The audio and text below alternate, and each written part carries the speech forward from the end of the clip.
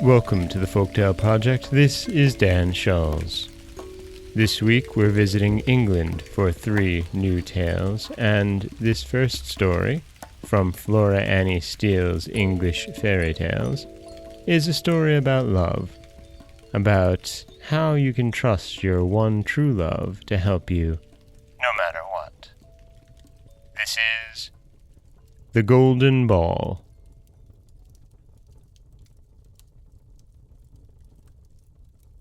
Once upon a time there lived 2 lasses who were sisters, and as they came up from the fair they saw a right handsome young man standing at a house door beside them.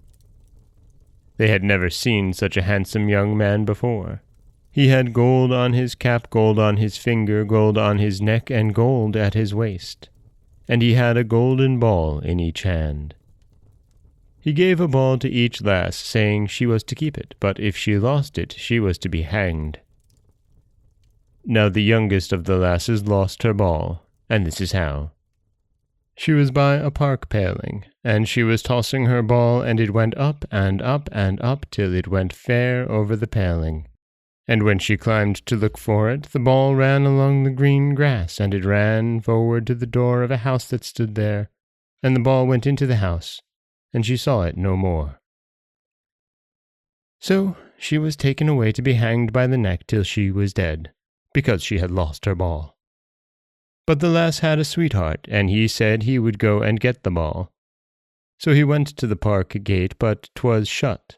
Then he climbed the railing, and when he got to the top of it, an old woman rose up out of the ditch before him and said that if he wanted to get the ball he must sleep 3 nights in the house.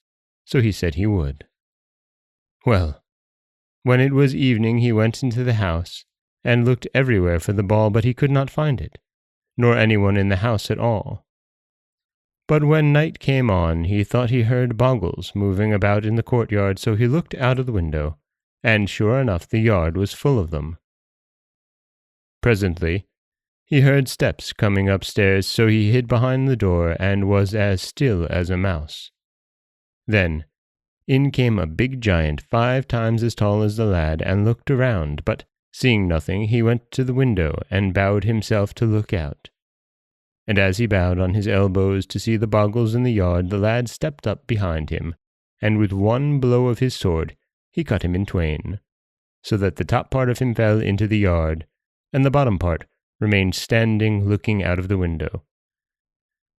Well, there was a great cry from the bogles when they saw half of the giant come tumbling down to them, and they called out, "There comes half our master, give us the other half."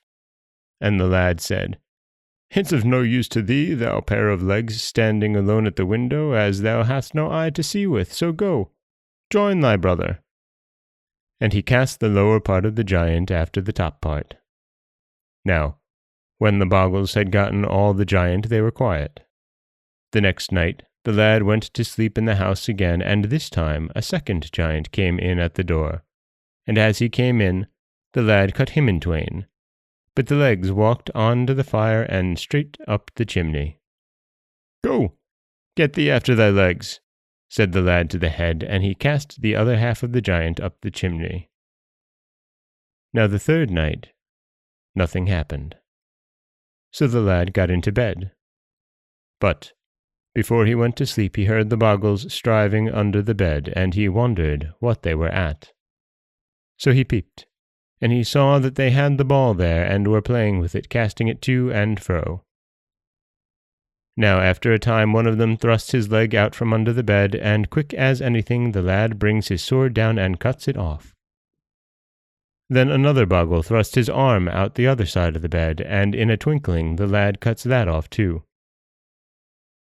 So it went on, till at last he had maimed them all, and they all went off crying and wailing, and forgot the ball.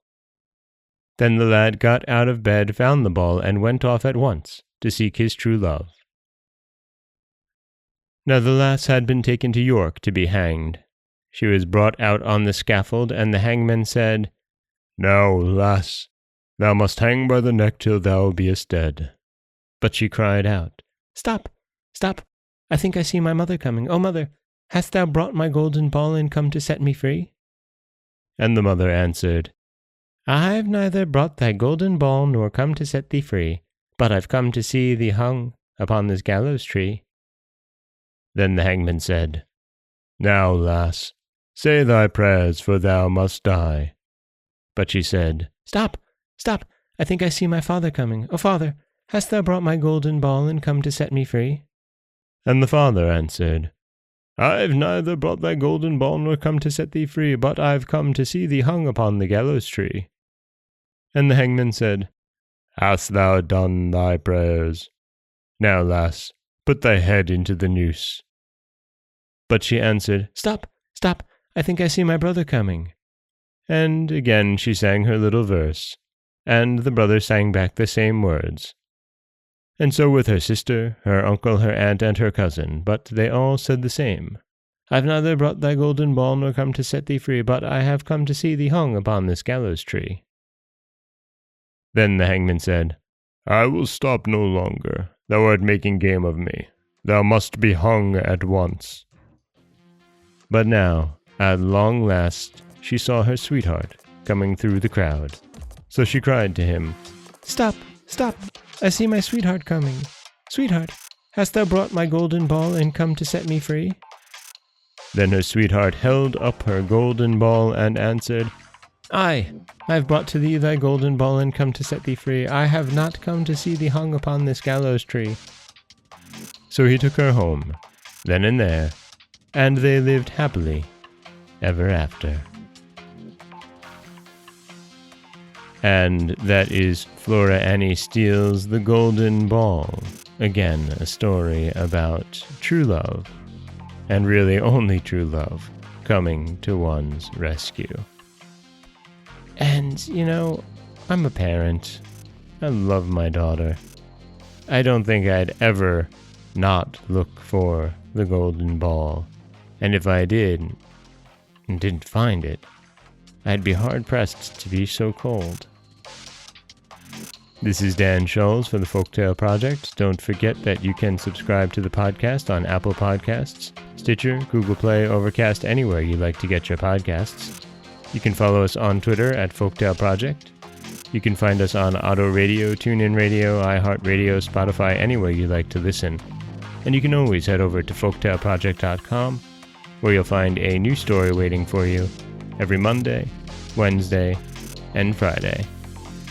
Don't forget that if you'd like to help support the podcast, you can always head over to patreon.com/folktaleproject, where for as little as $1 a month, you can get early access to every story told. As always, thank you so much for listening.